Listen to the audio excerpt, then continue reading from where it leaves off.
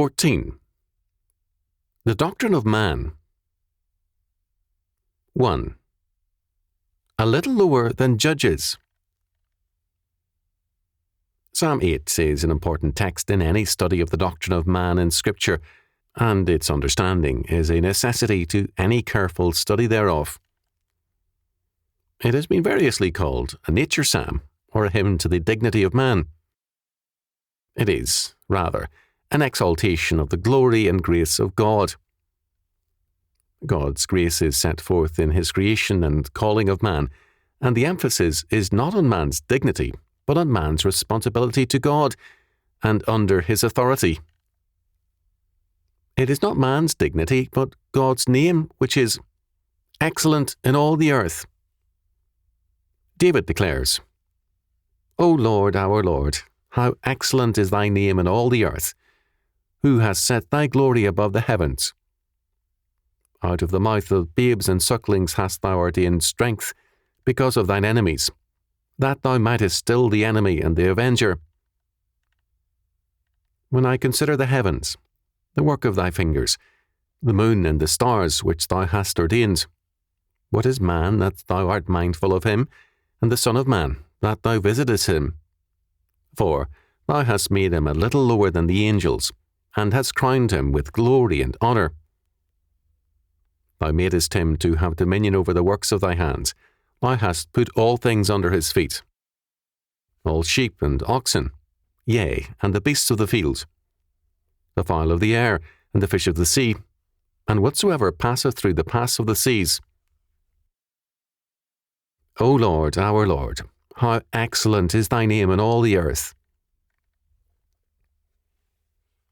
The psalm begins and ends with the same declaration of God's glory, might, or excellence. The focus is on God, not man. The key verse in the interpretation of this psalm is commonly seen as verse 5.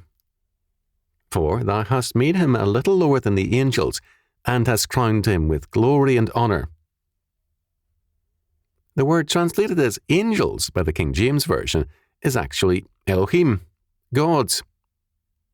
Modern translators render it as God. In terms of this, they emphasize man's, quote, dignity, end quote. Is this so? First, Elohim is, strictly, neither angels nor God. It is gods. This distinction is important. True, where Elohim, in terms of the context, plainly refers to God, it is rendered in the singular because it takes a singular verb, indicating a plurality in the unity of the Godhead. Second, the terms Elohim, God, is used elsewhere of men. Both judges and prophets are referred to in Scripture as gods. Exodus chapter 21 verse 6, chapter 22 verse 8, 1 Samuel chapter 28 verse 13, Psalm 82 verses 1 and 6, compare John chapter 10 verse 35 in the Hebrew text. The context of Psalm 8 points to a like usage. In other words, God declares that all men are only a little lower than gods, judges, and have a like authority under him to establish dominion and exercise authority in the name of the Lord. Does the context support such an interpretation? First of all, the whole context of Scripture is against placing man a little lower than God the Lord. And this psalm also stresses the incomparable majesty of God. David is amazed at the grace of God, amazed that God is at all even mindful of man. In the universe alone, man is insignificant, how much more so before God? And yet, God, in His grace, is so mindful of man that He makes him virtually a judge over all things, to exercise dominion over them under God. Second, the context is also the wars of the Lord. Enemies referred to in verse 2 who must be silenced and stilled. For this task, God calls forth His judges, as in the days of the judges, to do battle in the name of the Lord. The calling, then, is to be judges like Gideon and Deborah, only a little lower than they, but all in the same calling. In the Song of Deborah, we are told, "They fought from heaven. The stars in their courses fought against Sisera." Judges chapter 5, verse 20. One of the great singing verses of Scripture. All creation works against those who are at war with God, so that the seemingly helpless who stand in God's power stand in a cosmic power. To move in God's power makes all of us only a little lower than the judges of the earth, who, if they forsake God and His law, shall perish. Psalm 82, verses 1 and 6. Third, the creation mandate of Genesis chapter 1, verses 26 to 28 is plainly recalled in verses 6 to 8, man's calling to dominion. This dominion is to be as judges, according to law, God's law. When man substituted his fiat word for God's as the new law of being, Genesis chapter 3, verse 5, he fell, and the very stars in their course fought against him. Judges chapter 5, verse 20, as did the ground beneath his feet. Genesis chapter 3, verses 17 to 19. Instead of exercising dominion over the earth, the ground would receive his body and turn it into dust. Genesis chapter 3, verse 19. It is the redeemed man who can alone truly exercise dominion, and under whose feet all things are rightfully placed. Psalm 8, verse 6. Thus, Psalm 8 is not talking about the dignity of man. Man talks all too much about that himself, and is forever standing on his dignity.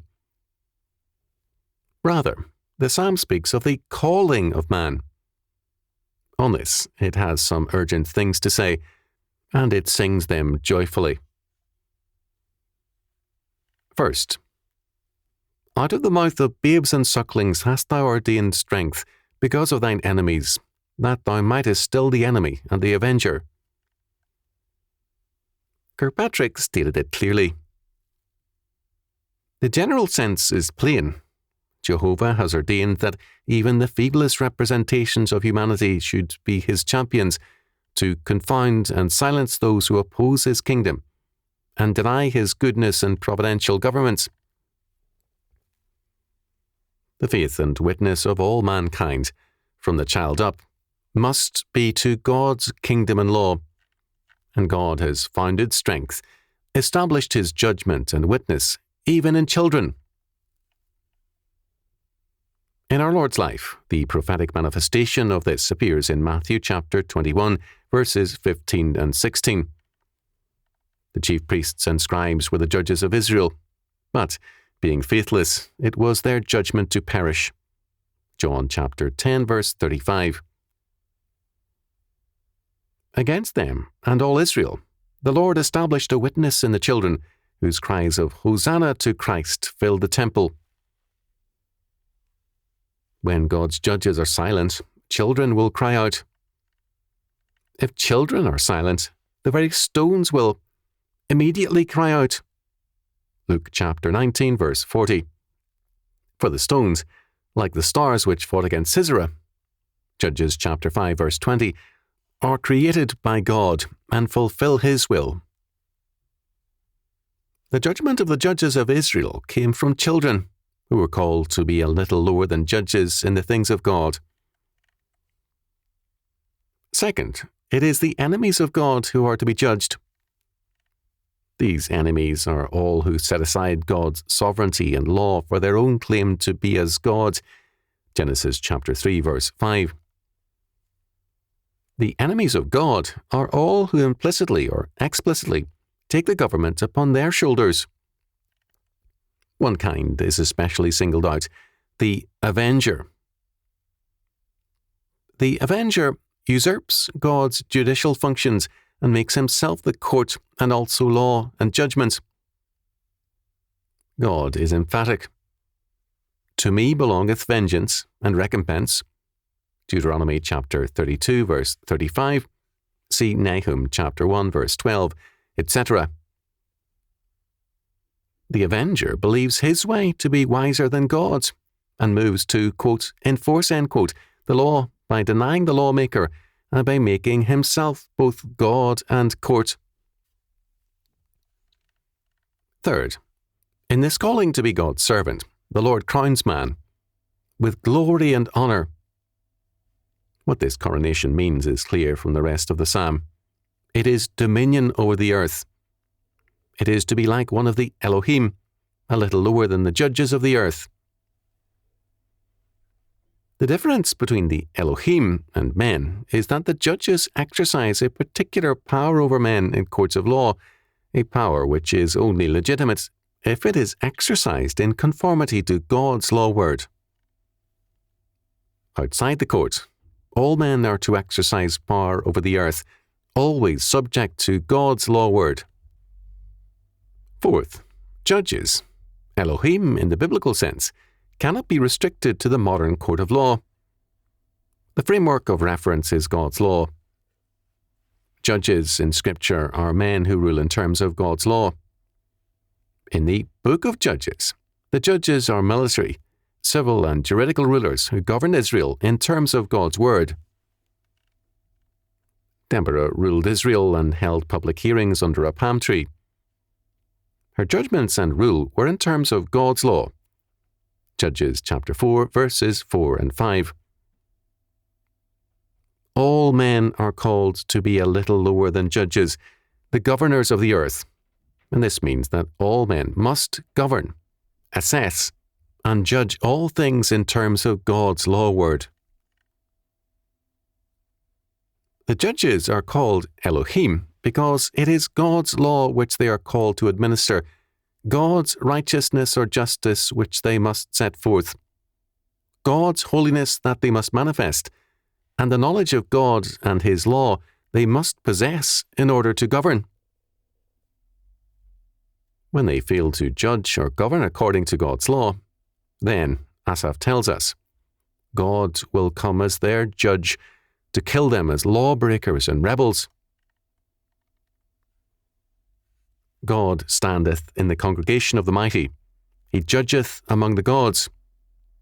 How long will ye judge unjustly and accept the persons of the wicked? Selah. Defend the poor and fatherless. Do justice to the afflicted and needy. Deliver the poor and needy. Rid them out of the hand of the wicked. They know not, neither will they understand. They walk on in darkness. All the foundations of the earth are out of course. I have said, Ye are gods, and all of you are children of the Most High. But ye shall die like men, and fall like one of the princes. Arise, O God, judge the earth, for thou shalt inherit all nations. Psalm 82. Asaph here describes God's trial of the authorities of the nation. He sees no hope in these rulers. If God's covenant people are to possess the earth, then God Himself shall accomplish it. Verse 8. These governors have respected the person of the wicked because they are powerful. They have accordingly sacrificed the poor and the fatherless, the afflicted who cry out for justice, and the needy or destitute to their power game. As a result, the foundations of the earth, of human society, and the natural order are out of course or shaken. God will right those foundations by a sure and radical judgment. The mighty shall perish, and their plans shall be confounded. The fall of Jerusalem is the most dramatic example of such a judgment. The rest of mankind cannot sit back and delegate responsibility to the judges or Elohim. Because all men are made only a little lower than the judges, all men have a responsibility before God to be active in the wars of the Lord. The glory of man and the grace of God is seen in man's calling to be God's covenant man, to serve and obey God in faithfulness to God's law word. This is a calling which cannot be delegated to other men, to the judges. God's righteousness or justice is every man's calling.